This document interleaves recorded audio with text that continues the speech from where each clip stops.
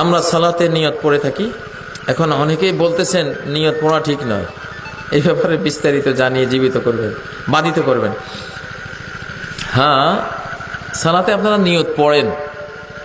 নিয়ত শব্দের অর্থটাই বাংলাদেশে বোঝানো হয়নি। নিয়ত আবার পড়ে কেমনে? নিয়ত মানে মনের ভাব। নিয়ত বলা হয় ভাব, ইচ্ছা। ইচ্ছা কি পড়া যায় নাকি?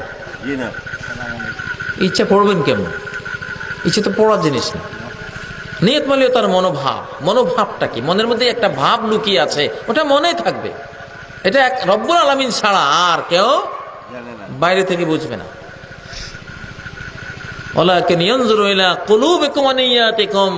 আল্লাহ দেখেন তোমাদের অন্তরের মধ্যে কি নিয়ত আছে, এটা উনি দেখেন। এখন বাংলাদেশের নিয়ত হচ্ছে নাওয়াইতু আন উসাল্লিয়া, আর কোরআন হাদিসের নিয়ত হলো মনোভাব, ইখলাস, তাওহীদ। ভিতরে আল্লাহমুখীটা আছে কিনা। এই লোক কি আল্লাহকে খুশি করার জন্য নামাজে দাঁড়াইছে না মানুষকে খুশি করার জন্য? ভাবটা কি? ভাবটা কি মানুষকে খুশি করবার ভাব, না ভাবটা আল্লাহকে খুশি করার ভাব? এই ভাবকে বলা হয় নিয়ত। ইন্টেনশন কি? তার ইচ্ছা কি, চাহিদা কি ভিতরে, যেটা অন্তরে লুকিয়ে আছে, ওইটা। এটা তো মুখে বলা জিনিস না।